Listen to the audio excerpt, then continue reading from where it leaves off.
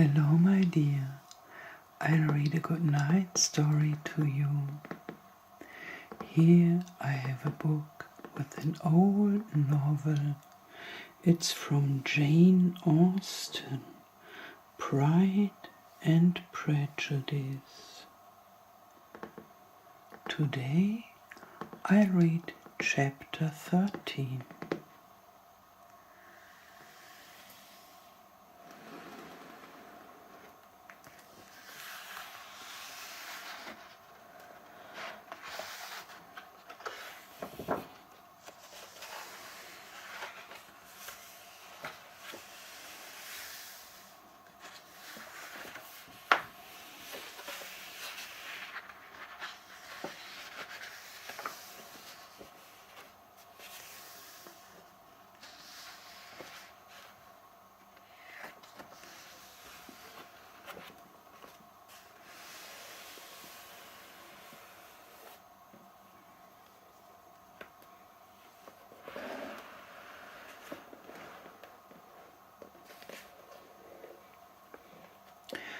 Chapter 13. I hope, my dear, said Mr. Bennet to his wife, as they were at breakfast the next morning, that you have ordered a good dinner today, because I have reason to expect an addition to our family party. Who do you mean, my dear? I know of nobody that is coming, I'm sure, unless Charlotte Lucas should happen to call in, and I hope my dinners are good enough for her. I do not believe she often sees such at home. The person of whom I speak is a gentleman and a stranger. Mrs. Bennet's eyes sparkled. A gentleman and a stranger. It is Mr. Bingley, I am sure. Well, I'm sure I shall be extremely glad to see Mr. Bingley. But, good Lord, how unlucky. There's not a bit of fish to be got today. Lydia, my love, ring the bell. I must speak to Hill this moment. It is not Mr. Bingley, said her husband. It is a person whom I never saw in the whole course of my life. This roused a general astonishment, and he had the pleasure of being eagerly questioned by his wife and his 5 daughters at once. After amusing himself some time with their curiosity, he thus explained. About a month ago I received this letter, and about a fortnight ago I answered it, for I thought it a case of some delicacy and requiring early attention. It is from my cousin, Mr. Collins, who, when I'm dead, may turn you all out of this house as soon as he pleases. Oh, my dear, cried his wife, I cannot bear to hear that mentioned. Pray do not talk of that odious man. I do think it is the hardest thing in the world that your estate should be entailed away from your own children, and I'm sure, if I had been you, I should have tried long ago to do something or other about it. Jane and Elizabeth tried to explain to her the nature of an entail. They had often attempted to do it before, but it was a subject on which Mrs. Bennet was beyond the reach of reason, and she continued to rail bitterly against the cruelty of settling an estate away from a family of 5 daughters in favor of a man whom nobody cared anything about. "It certainly is a most iniquitous affair," said Mr. Bennet, "and nothing can clear Mr. Collins from the guilt of inheriting Longbourn. But if you will listen to his letter, you may perhaps be a little softened by his manner of expressing himself." "No, that I am sure I shall not. And I think it is very impertinent of him to write to you at all, and very hypocritical. I hate such false friends. Why could he not keep on quarrelling with you, as his father did before him? Why, indeed, he does seem to have had some filial scruples on that head, as you will hear. Hunsford, near Westerham, Kent, 15th October. Dear Sir, the disagreement subsisting between yourself and my late honoured father always gave me much uneasiness, and since I have had the misfortune to lose him, I have frequently wished to heal the breach, but for some time I was kept back by my own doubts, fearing lest it might seem disrespectful to his memory for me to be on good terms with anyone with whom it had always pleased him to be at variance. There, Mrs. Bennet.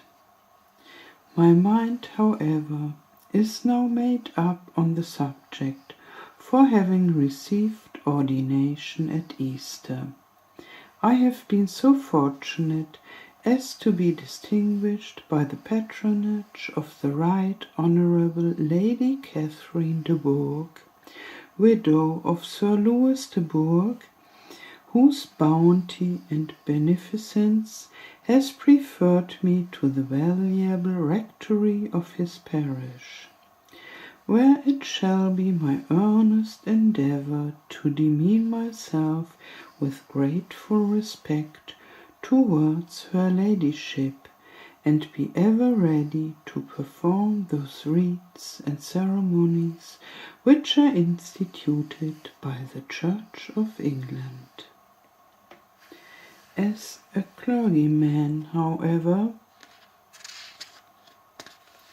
I may feel it my duty to promote and establish the blessing of peace in all families within the reach of my influence, and on these grounds I flatter myself that my present overtures are highly commendable, and that the circumstance of my being next in the entail of Longbourn estate will be kindly overlooked on your side, and not lead you to reject the offered olive branch.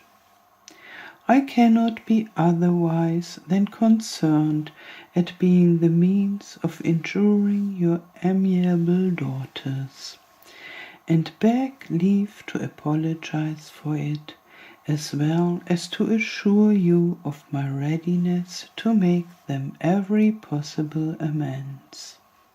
But of this hereafter. If you should have no objection to receive me into your house, I propose myself the satisfaction of waiting on you and your family, Monday, November 18th, by 4 o'clock, and shall probably trespass on your hospitality till the Saturday se'night following, which I can do without any inconvenience, as Lady Catherine is far from objecting to my occasional absence on a Sunday, provided that some other clergyman is engaged to do the duty of the day.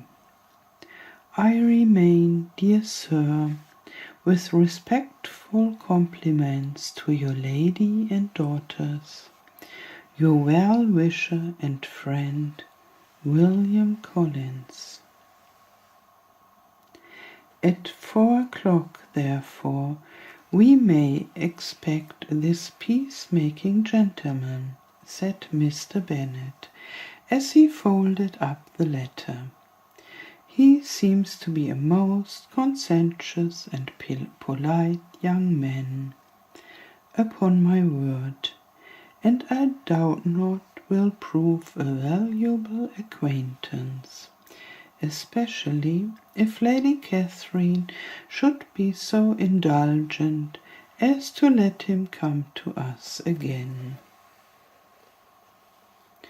There is some sense in what he says about the girls, however, and if he is disposed to make them any amends, I shall not be the person to discourage him.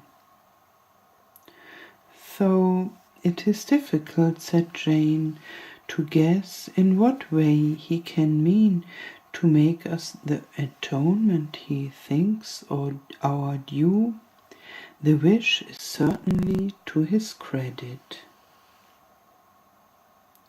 Elizabeth was chiefly struck by his extraordinary deference of Lady Catherine, and his kind intention of christening, marrying, and burying his parishioners whenever it were required. He must be an oddity, I think, said she. I cannot make him out. There is something very pompous in his style. And what can he mean by apologizing for being next in the entail? We cannot suppose Could he be a sensible man, sir? No, my dear, I think not. I have great hopes of finding him quite the reverse.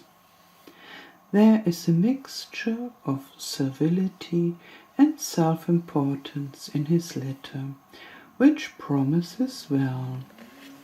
I am impatient to see him. In point of composition, said Mary, the letter does not seem defective.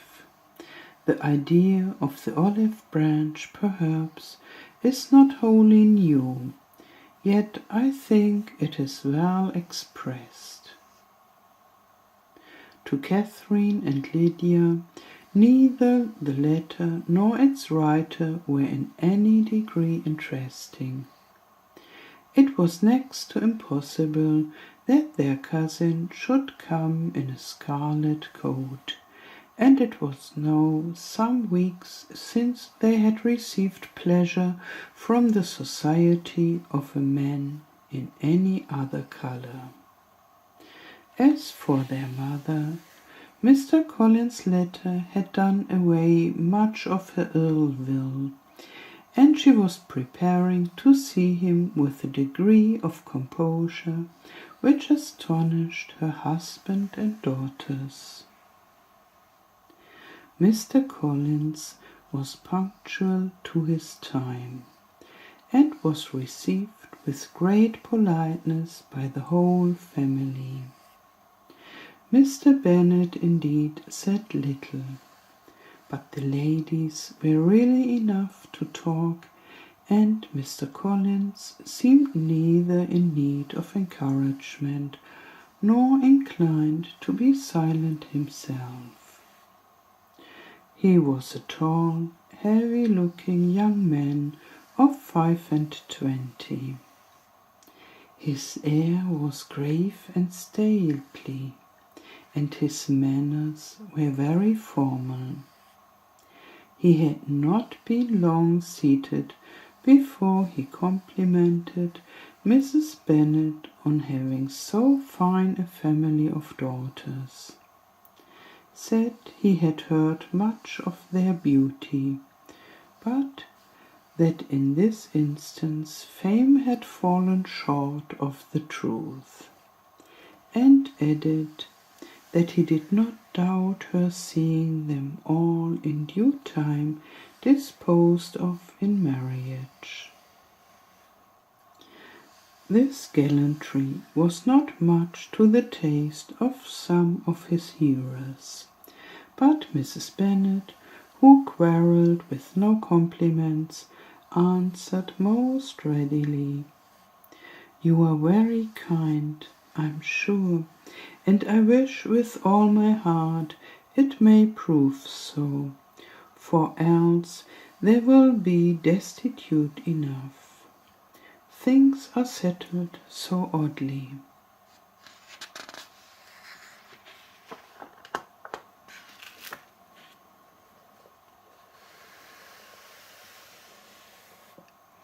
You allude, perhaps, to the entail of this estate. Ah, sir, I do indeed. It's a grievous affair to my poor girls, you must confess. Not that I mean to find fault with you, for such things I know are all chance in this world. There is no knowing how estates will go when once they come to be entailed. I am very sensible, madam, of the hardship to my fair cousins, and could say much on the subject, but that I am cautious of appearing forward and precipitate. But I can assure the young ladies that I come prepared to admire them. At present I will not say more, but perhaps, when we are better acquainted. He was interrupted by the summons to dinner, and the girls smiled on each other. They were not the only objects of Mr. Collins's admiration. The hall, the dining-room, and all its furniture were examined and praised, and his commendation of everything would have touched Mrs. Bennet's heart, but for the mortifying supposition of his viewing it all as his own future property. The dinner, too, in its turn was highly admired, and he begged to know to which of his fair cousins the excellency of its cooking was owing. But he was set right there by Mrs. Bennet, who assured him with some asperity that they were very well able to keep a good cook, and that her daughters had nothing to do in the kitchen. He begged pardon for having displeased her. In a softened tone she declared herself not at all offended, but he continued to apologize for about a quarter of an hour.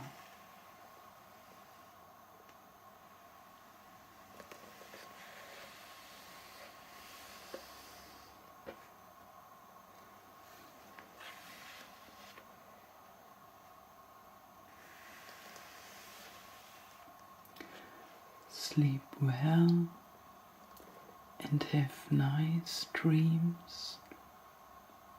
Good night.